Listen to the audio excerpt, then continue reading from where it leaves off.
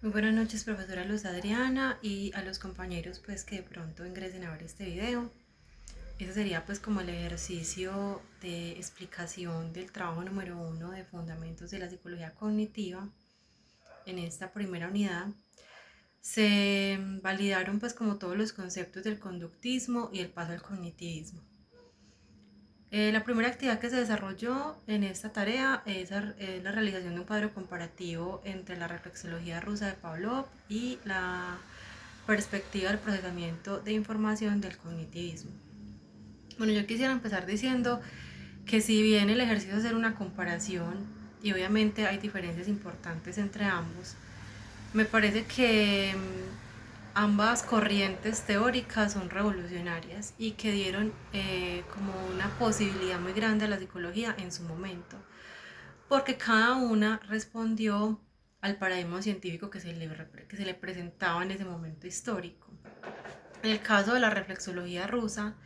entendiendo que Pablo pues no era un psicólogo, era un médico fisiólogo, y que pues gracias a su trabajo y a la replicabilidad que obtenía en su laboratorio y a todas sus bases científicas, logró establecer asociaciones que le sirvieron a la psicología para establecer una base científica. Por su lado, la perspectiva del procesamiento de información también nació en un momento en donde esta corriente conductista ya no le daba respuesta a un montón de, digámosle, fenómenos mentales que requerían una explicación para ese momento. Pero no puedo iniciar esta comparación tratando como de poner en menor valor a la reflexología rusa, porque considero que fue muy importante para la psicología, aunque hayan quienes incluso la tacharan como de un paso pues como histórico en falso para la psicología. Yo lo considero todo lo contrario de cara a la psicología científica, y que, como lo dije pues anteriormente, en ese momento daba respuesta a una necesidad de explicar, a una necesidad de entender, y sobre todo a una necesidad de dar unas bases científicas a la psicología. Entonces, bueno, en ese orden de ideas hay unas diferencias importantes, que son que para la reflexología rusa de Pablo el aprendizaje solamente se concebía en términos de estímulo y respuesta. Digamos que lo que había en medio de eso no se tenía en cuenta. Todo lo contrario pasa con la perspectiva del procesamiento de la información,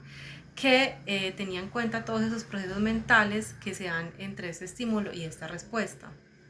Asimismo,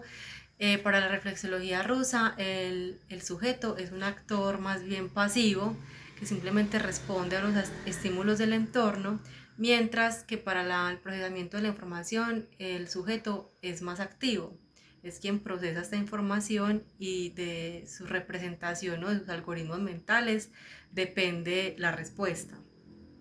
Eh, el enfoque científico no se pierde en ninguna de las dos. Lo que pasa es que la perspectiva del procesamiento de la información tiene en cuenta más elementos que los que tiene en cuenta la reflexología rusa de Pavlov o el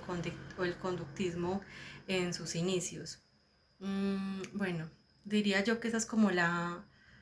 gran diferencia que hay entre ambos, y es que la perspectiva del procesamiento de la información permitió en un momento explicar lo que había en medio de esta secuencia de estímulo y respuesta. Sin embargo, toda la terminología de condicionamiento clásico, de refuerzo, de estímulo-respuesta, permitió dar unas bases científicas importantes al desarrollo de la psicología científica. Bueno, sin embargo, como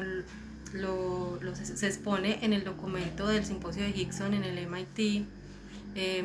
por allá en los años 50, hubo un momento en el que, digamos, que esta psicología científica un poco reduccionista se estaba quedando corta para explicar los procesos mentales que eran evidentes en el ser humano. Entonces ahí es cuando se empieza a hablar de ciencias cognitivas, muy de la mano del nacimiento de otras ciencias, del desarrollo del computador por parte de Newman, del desarrollo de los algoritmos por parte de Turing, Estos adelantos científicos permitieron en ese momento crucial de la historia darle también una base científica a esta necesidad de explicar los procesos mentales que no eran observables. Por aquí es muy importante tener en cuenta que no se pretendía volver a la introspección o al estructuralismo del cual se salió con el conductismo, sino que era muy importante mantener esa solidez científica y para ello se revistieron, digamos, de toda esta teoría matemática, de procesamiento de la información computacional para hacer una analogía con la mente humana.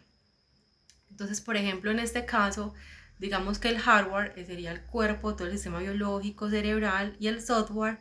vendrían a ser esos algoritmos o procesos mentales de los que el cognitivismo, digamos, se valió para emprender, digamos, el camino de conocimiento y darle pues como una base sólida a sus teorías. De esta analogía nace un modelo muy importante que es el modelo multialmacén,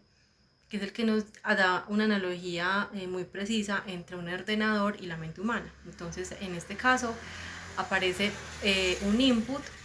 que es como la entrada de la información, es como todo lo que está en el ambiente, los estímulos.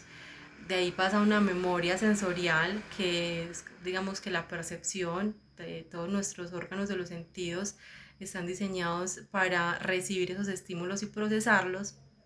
De ahí se pasa a lo que es el procesamiento como tal, que es en la memoria a corto plazo, donde se da pues como todo este procesamiento de la información, dependiendo pues de la valoración que se haga de ese estímulo que se está recibiendo, esa información que se está procesando,